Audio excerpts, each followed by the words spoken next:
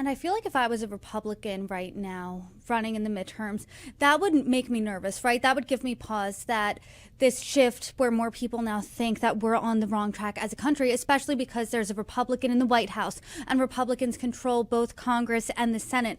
So what does this all mean for midterms? And as a Republican, am I hitching my wagon to Trump, or am I pivoting away? Am I separating from the president? So we'll start with just the overall generic ballot here, because this is the worst performance for Republicans that we've seen in our polling yet for the midterm elections. So on the generic ballot, 48% support Democrats, 42% support Republicans. So that's a 6 point difference there. Again, highest lead for Democrats we've seen yet.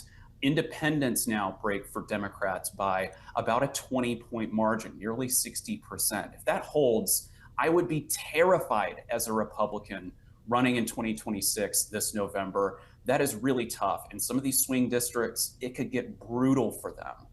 Women break for Democrats by 15 points. Again, I think that's speaking to some of the problems here, some of the polarization.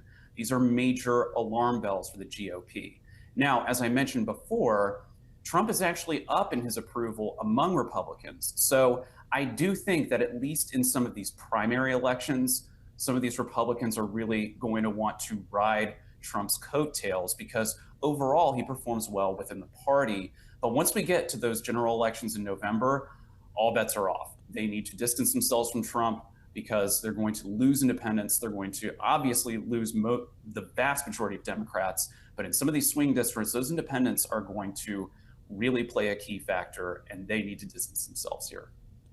And something we've talked about now time and time again in 2024, 2025, now 2026 is the economy. It's a top issue for voters of both parties.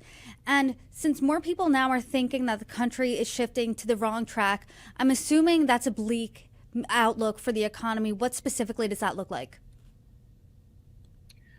Yeah, so when we look at the issues, again, we see that the economy is a top issue, 32%. Now we also see, though, that threats to democracy is very close to that, 24%. That's up 10 points since December. When we look at the economy specifically, and we ask about Trump's policies, 55% say that the Trump administration is making the economy worse.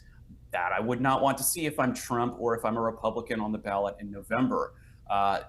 Only 38% say that the Trump administration's policies are making the economy better. Again, not what I'd want to see. I think that some of these Republicans out there are really going to have to tailor their messaging more towards that sort of affordability angle and pivot away from things like tariffs, et cetera.